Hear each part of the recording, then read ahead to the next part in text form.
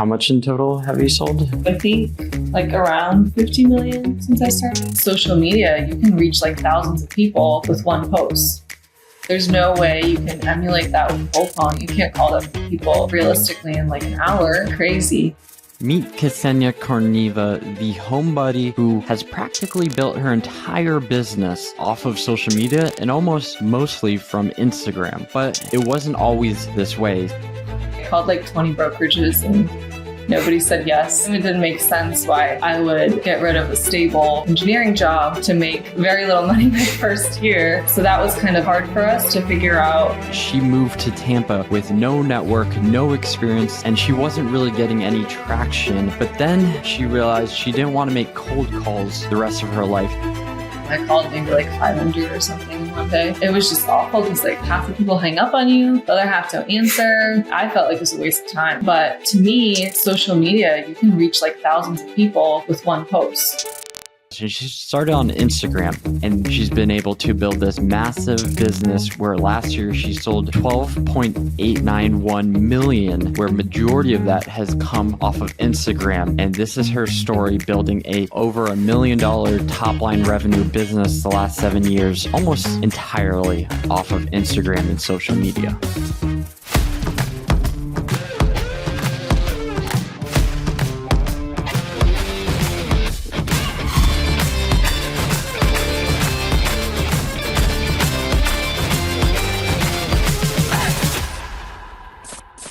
How much in total have you sold? I'll have to add up, but I think like around 50 million since I started. In an industry where the average salary is like $61,000, you've averaged over $150,000 in revenue. I think so. How?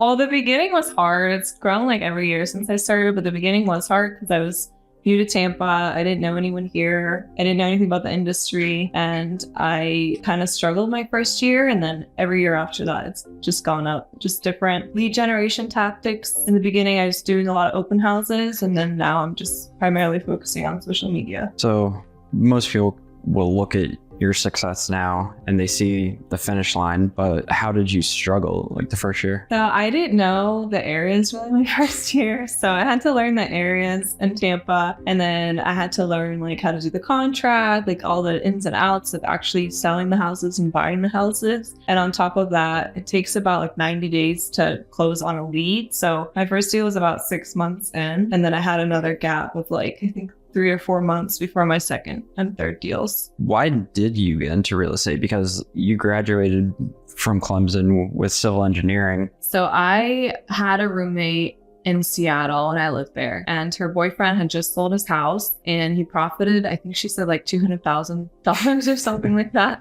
And so I was like, oh my gosh, I've like never thought about real estate before. Like my whole family is in academia, like they're all very science and like engineering focused. So I just never had like a business person around me. And so I kind of started toying with the idea of doing something business oriented. So I started looking into real estate and studying for the exam, and I actually ended up shadowing a local brokerage in Seattle, and they actually sold houseboats, which is pretty cool. So they're in Seattle, you can sell them like a real house. And I realized I really loved it and I took my test, but I did do some shadowing before I made the decision. You wrote some of the lessons that you've learned, and one of them was that there's going to be people who doubt you getting into real estate at like a young age. In the beginning, it was a little hard for my friends and my parents and even like my husband to understand why I would leave like a stable job. And he was in the Army when we were dating, and then we moved here to Tampa and he started going to school. So he wasn't making a lot of money. I wasn't making a lot of money. So to him, it didn't make sense why I would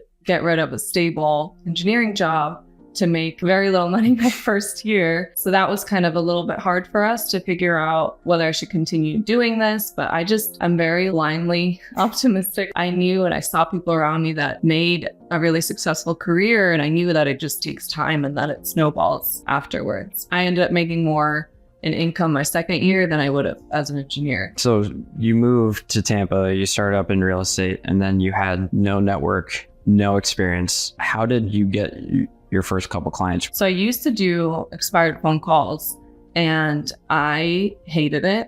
It's awful. They did work. I did get appointments, but the clients just like, they're starting off from a place where they don't trust you, and then you have to work even harder. And so I just didn't like that way of doing business. One of my first jobs was Cutco, and I'd do like a lot of referral calls, and I was making like a couple hundred calls in a day sometimes. After that point, I was so looking to like avoid phone calls. Like I was trying to do everything except do phone calls. Is that why you got into social media, like, or got into open houses? Yeah, I really hated doing phone calls. I called maybe like 500 or something one day. It was just awful because like half the people hang up on you, the other half don't answer. And it was just, I felt like it was a waste of time because I spent like the whole day calling. But I think I got like maybe 1 or 2 appointments. And yeah, like I was new. Obviously my conversion wasn't that good. But to me, social media, you can reach like thousands of people with one post. So like, there's no way you can emulate that with cold calling. You can't call that many people realistically in like an hour. Like some of my posts, like one of them just went viral and it's like 110,000 views. Like I can't call 110,000 people. That's like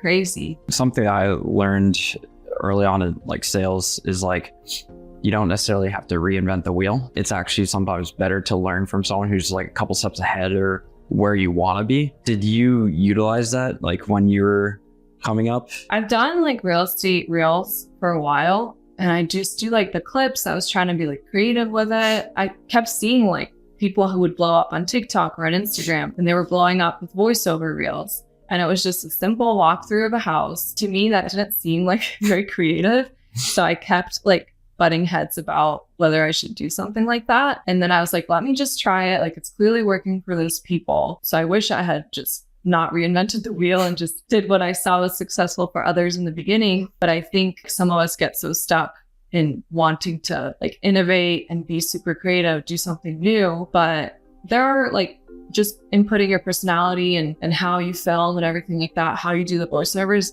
That's the part where you can be creative. I heard a quote somewhere or something like, there's really nothing new in the world. Mm-hmm. Like everything is kind of like pulling from somewhere. And a lot of the times it's kind of a mesh of everything. That's what becomes like your unique thing. Yeah. You start to bring all the pieces together. I think so. Because like if you think about music, like so many songs sound similar, like so many movies are similar, but we still go back to the movie theater, like we still go back and watch like remakes of Spider-Man, like they're still like the same thing. I think that's where like personal branding comes in.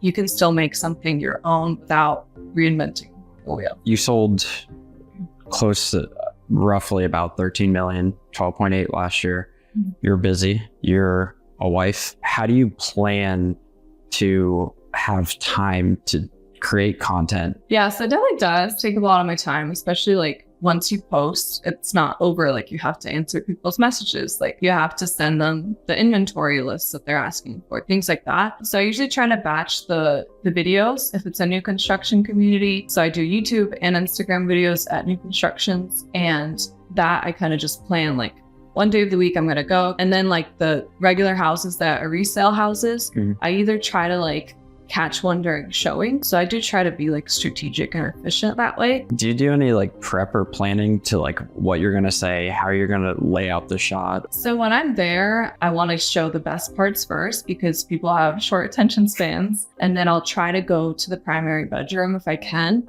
if the layout works for it. If it doesn't, I always tell my voiceover, like, can't wait for you to see like the primary bedroom, or can't wait for you to see like some other feature. So I always try to like keep people engaged and say like, can't wait for the next thing coming. How did you learn that? So I do consume a lot of content. So I think it's important, like if you want to be good at content, to consume a lot of content. And obviously sometimes you fall down the rabbit hole, but it is important to see what's working for other people. So I was seeing some realtors like constantly introduce themselves. And as I was watching it, like, that's kind of boring to me. Like, I want to see the house. Like, I don't care like what brokerage you're with. Like, I don't really care like what your name is. No. I want to see the house. And then I was seeing other realtors who immediately said what the price of the house was. It's funny because a lot of realtors think that they need to create a way of having somebody message them. So they leave the price out because they're like, okay, like we have to leave some details out So somebody asks me for it and engages with me. But I found that that's actually worse, because to them, if they see a house and they're like, wow, this is like in my price range, like, let me ask her about it. So I always say the neighborhood and I always say the price. They need to know what neighborhood you're in and they need to know the price.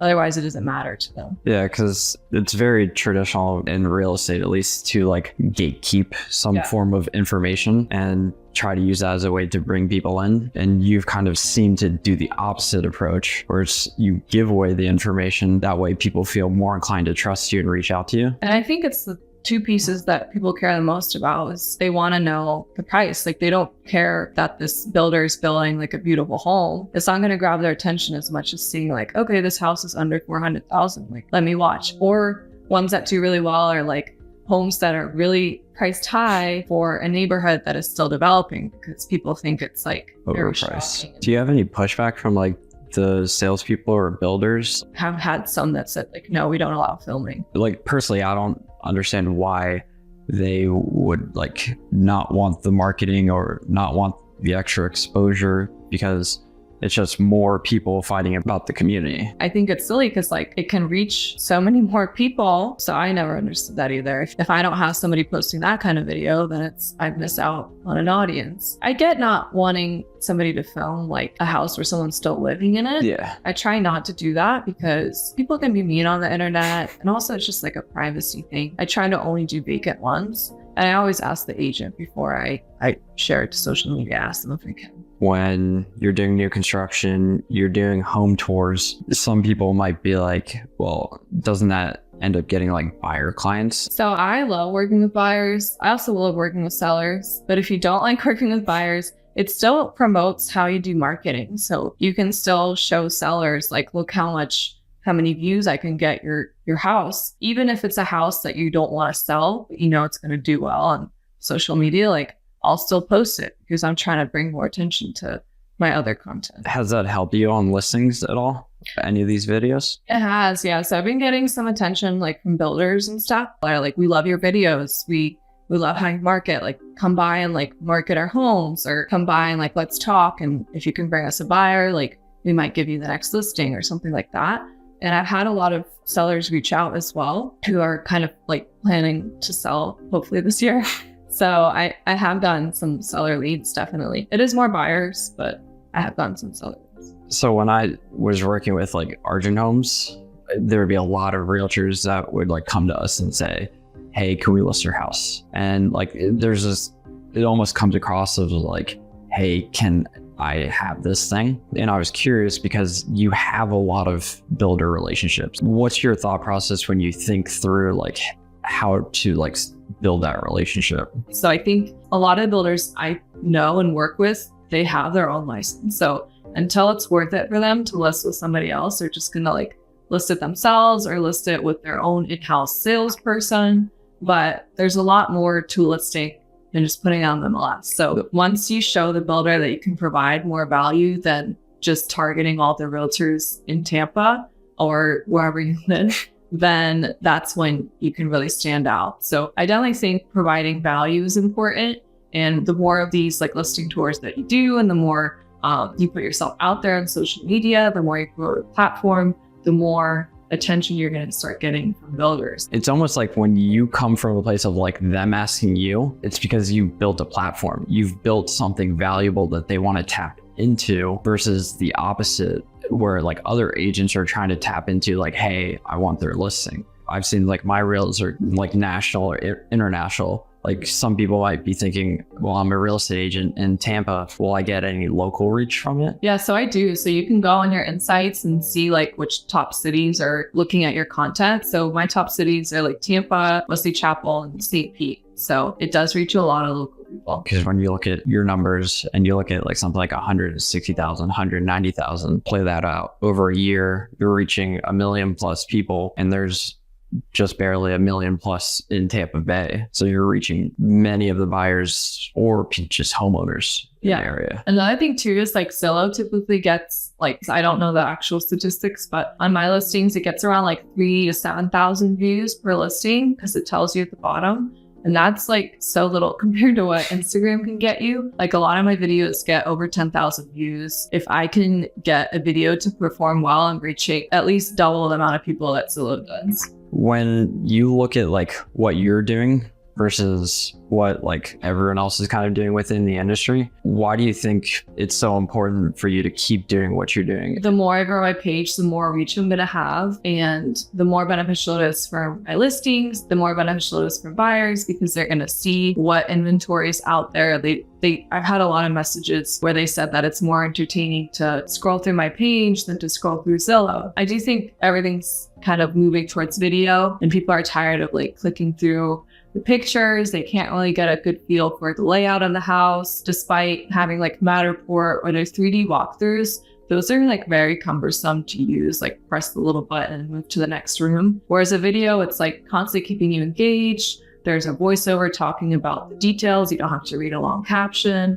And then you see the actual house from a real person's perspective, not super highly edited. And so I think that fact that it's raw brings in more real attention, and it's better way to kind of reach your target buyer for a listing. Yeah, and it's funny because literally yesterday I had a realtor that I know, like one of their clients saw your videos. And I've had some realtors message me that are like, well, like you probably reach a lot of people that already have a realtor. Like, is it worth doing it? Or other realtors are going to copy your videos. Like, but the thing is, like, you'll reach the audience that you'll connect with. There's certain clients that I'm not going to connect with well, and they're not going to connect with my personality, but they might with that realtor. So that realtor is going to reach a different audience than I am. He should also put out videos, and they still stayed loyal to him and they want to use him. So like if I have a client who really likes me, they're going to stay loyal and reach out to me, even though another person's posting the video. So it's definitely important to provide that value to buyers. Another thing too is that the national public is just so educated now. A lot of them think it's not worth it for them to hire a realtor, that they can do it themselves. It's on Zillow, like they just need to call the agent up. And that's becoming more and more common. So we have to find new ways to provide value. And by touring all these houses and neighborhoods, they like that I'm like in different cities. They like that I go like up to Tarpon Springs or down to like Apollo Beach. And I've had some people message me that were like, we don't like that they're only posting like educational tips because maybe they're just sitting at home. They don't know anything about the areas. So it just kind of shows that you're familiar with everything around and not just stuff they can now Google. Yeah, you're showing instead of like telling. Like you're showing that you're an expert in the different areas. You're showing that you have the deep knowledge. And I was curious because when you think through like your content strategy, because you don't just post like home tours and stuff or new construction as well. Like how do you think through like your content? Because you've posted a lot, so you've seen what works, what doesn't, and how are you thinking through like what you're posting now? Yeah, so I try to post at least one house tour a day, like each day. And I go on my insights and I figure out like which time is best to post. And then I also like posting lifestyle content like restaurants, because those get decent amount of shares and comments. And people are always like, wow, I want to try this restaurant. So one thing that I do that I've actually gotten like direct clients from is highlight like small businesses. So every Friday I post 3 businesses. I call it like Follow Friday. And I highlight local businesses. It's just like a little snippet of what they do, their photo, and like a tag of the business. I reach their audience, they reach my audience. Hopefully people buy from them. And I've actually gotten direct clients from like the business owners, because when it came time for them to look for a realtor, like I came top of mind and they felt like grateful that I shouted them out. So what did you get wrong earlier, or what do you think generally most people do wrong with social media that you've kind of learned? Yeah, so I think a lot of people don't focus on like the audience as much. Like a lot of agents want to sell luxury homes, so they only post luxury homes. But the truth is, like, the luxury buyer is a very small pool of buyers. Most people are going to buy in the Tampa area or whatever. You have to look at your area. Most people are going to buy like under 500, under 600. So if you're only posting $1 million homes, those people are going to think you don't work with clients of their price range. And I think it comes across as well because the client doesn't feel like they're approachable, or they feel like they only care like about the money. And I think it shows like through actions, like you actually talk about when you're closing posts, like it's not just look at me, I just sold this home, I just helped this buyer. It's like you share little short blurbs, or you add that little personal touch that makes it actually feel like a human wrote this. It wasn't just someone else. I really try to, and I always want to like highlight how we met. So I want to make sure people feel like they can message me. So if I met someone through Instagram, I want to be like, I want to share that, because I want clients who are following me to realize like it's not crazy to message me and ask me to show them a house or something like that. Even though like you're posting different stuff, do you still work with like luxury buyers? Yeah, no. So I do still work. I have like a few leads right now that are like looking into the over $1 million range, which is awesome. And they found me on Instagram. So like, even though I post homes that, like I posted a tour for $375 the other day, and I still work with clients that are more higher end too. Like I put in the same amount of work for like a $275 person as like a $1 million person. Yeah. And I hope that shows to people. And I think that's what kind of brings the higher end people too, because they're like, okay, like she's not going to be just after the check. She's not going to like be trying to sell me this home super fast. Like she's truly wants to help me find a house. When you think of now, like for example, take last year, you did about 12.8 million. Where did those 30 or so clients come from? A lot of them were past clients or past client referrals or Instagram. It was probably about like 50-50, maybe leaning a little bit more towards Instagram. I haven't sat down on the actual numbers, but I have been getting a lot of past clients like moving out of state. Some of those past clients came from Instagram, and now they're referring to other clients. So if you really dig down deeper, it probably did lean more towards Instagram. So when you look at all the things that you do within like prospecting, sales, marketing, like what are the things that like work for you, and like what are you doing more of in 2024? Yes, definitely a lot more house tours. Like they work very well. They get a lot of traction. I get a lot of leads from it. So definitely focusing on that. And I want to focus more on kind of touching base with past clients. I threw my first client appreciation party last year, and that went really well. So I want to do more things like that. Do you do anything else besides social media as well? I do have a weekly email newsletter, so I want to make that more engaging as well. And then I have like the YouTube, TikTok, Instagram. Are you going to invest most of your time into Instagram, or are you kind of leaning into like a different platform? Or yeah, so this year I want to focus. I want to continue keeping Instagram up, and then I want to focus on building my YouTube channel as well. It's definitely something I want to invest in because it's very untapped in the Tampa Bay market. There's probably only about like 5 realtors that actively use it well. And I think there's something to be said too that you did focus on like Instagram. Like you still were on like TikTok, Facebook, YouTube, but like you really mastered that. And then you're like, okay, I have this now, let me like take my focus and like master something else too. YouTube is interesting, and I explain it kind of like this. It's like you look at you look at Instagram, you look at there's 13,000 realtors in the Tampa Bay area somewhere, give or take. It's always fluctuating. Majority of them, or a lot of them, are on Instagram. Just like you said, there's really only maybe 5 that are really doing well on YouTube. Yeah. And it's funny, I saw, and I don't know, maybe now you're starting to get more attention with YouTube clients too, but I saw that on Facebook, like one of the realtor Facebook groups the other day, somebody commented being like, my husband thinks I should get a YouTube page. And the majority of comments said, like, it is a waste of time. So it's still something that, because it's so new to realtors to use for business and it's so hard to truly grow it, that a lot of realtors aren't going to tap into it until everyone's doing it. It's kind of funny because there's 2 things to kind of fight that. Like first, there's an article that I saw like yesterday, I think it was Business Insider, that YouTube is like the most trusted platform by Gen Z. Oh. And if you think of the next buyers, it's them.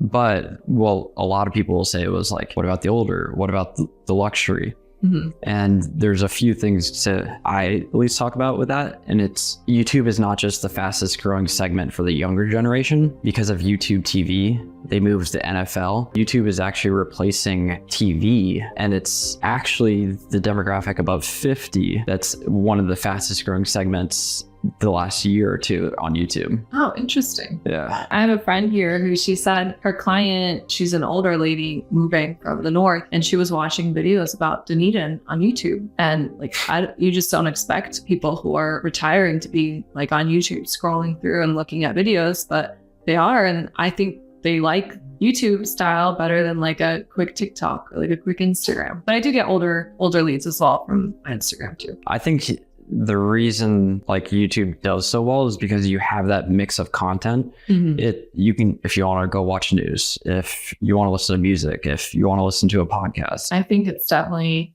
a really important platform to focus on and like to hit the ground running now before it starts being noticed by more realtors. I've been noticing like a few new Tampa YouTube people like popping up here and there on my search, and I'm like, oh, like it's starting to catch on. So I think it's only a matter of time before more are starting to focus on that content and less on, maybe the same amount still on Instagram, but more are starting to switch to YouTube too. One of the hardest things for all of us is that transition between like a high performing salesperson to like a leader building a team. So can you walk through like what happened? Yeah, definitely. So I was starting to get a bit busy, and I started having a lot of agents like reach out and being like, we love what you're doing. Like, we want to work for you. Like, are you hiring? And so I was like, sure, like I'll hire. So I basically just like hired everybody that reached out to me.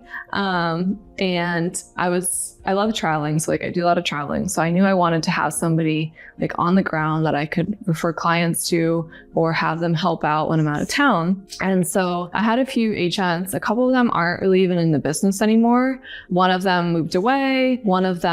A couple of them are still doing business. It was just very hard for me to set expectations when they're a contractor, like they're self-employed. I'm not paying them a salary. I'm telling them like what's worked for me, and I'm encouraging them to do those things, but I can't really make them do them at the end of the day. When the last agent moved away, I was like, I don't know what I want to do. Like, I think I'll just kind of go back and do my own thing for now. So I've just kind of been a solo agent since then. And then I had a part-time assistant before. So she was like very part-time, like a couple hours a week, like super part-time. And then just in December, I hired another one, and she's kind of doing like bigger projects for me, like creating like guides and like relocation guides and other things. So what did you learn the first go around that you're changing this time? How you're hiring, why you're hiring certain people, like what changed between the two? Yeah. So the first time around, I had some like difficult listings, I guess, at the time, and like some buyers. I was like getting engaged and all that stuff. And so I just kind of got a little bit burnt out. And so I think I was just like, I need somebody soon because I'm going through so many things all at once. It wasn't anything that I probably couldn't handle myself, but like for my mental health, I was like,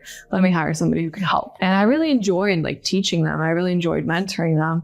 And that's something that I was really excited about. But now I'm excited because like I just joined a brokerage where I can mentor agents if I want to take them like under my wing, but I don't have to necessarily be like their team leader. So hopefully I'll get like my fix in mentoring that way. I think this next step, when I do start to like build a team, maybe in the next like year and a half, I will be handpicking people a lot more, and I will lay out the expectations. I'll look for a lot more things. Like I want them to be optimistic. I want them to be like ethical. Like I want them to make sure that they're in this for like the long haul, and they aren't just looking for like a quick, easy, like couple leads or something like that. Yeah. Not saying that the others did that. Those will just be like my new criteria for the future agents. Most of the time, like for example, when we get into sales or you get into entrepreneurship, like you get into it because there's a lot of different reasons. There's not another option, or like you prefer that route over the other. It's like you didn't necessarily always go into it wanting to build a team or like wanting to build a massive business. We have to learn like, oh, we actually have to have like job roles, expectations. Yeah. We have to have like how we want to hire people. Yeah. And I just assume like everyone's like me, where they're going to do what it takes to sell a lot of deals and to help a lot of people. But some people just don't have that as their goal. So some people just want to have the flexibility of real estate and sell like a couple deals a year.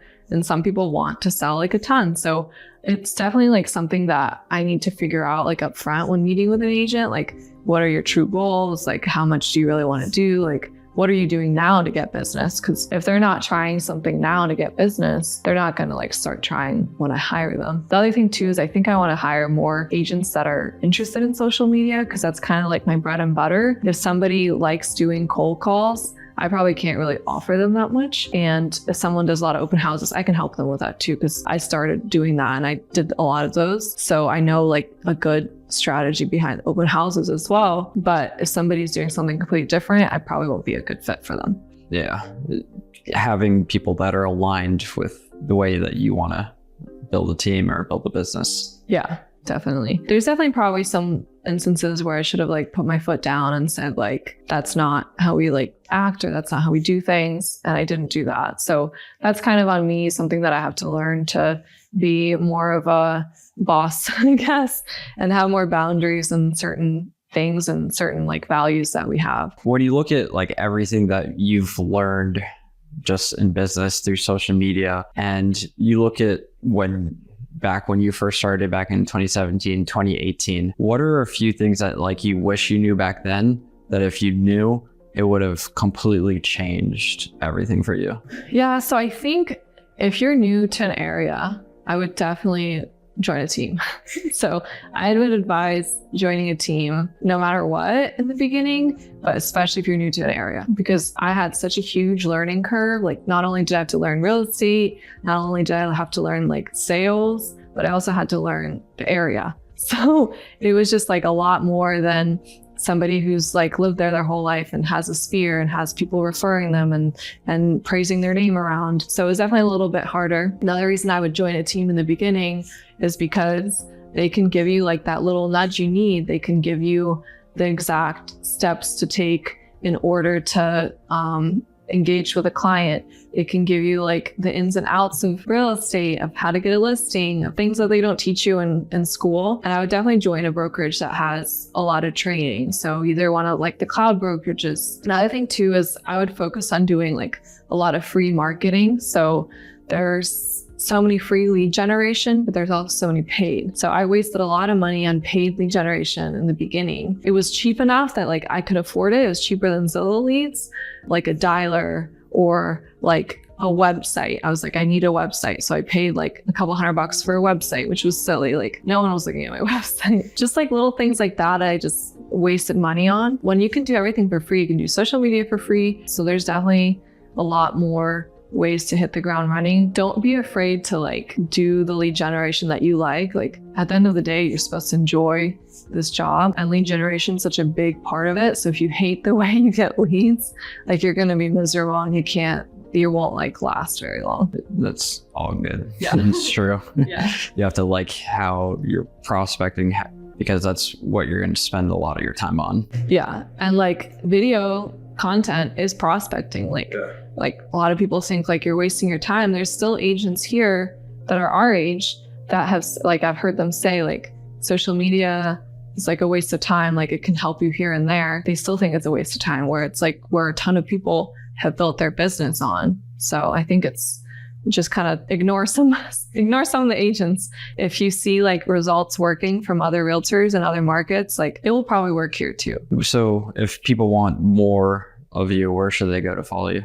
Probably Instagram. So like Kseniya.Tampa Realtor. And then I'm the same username for YouTube and TikTok as well. Nice. Thanks.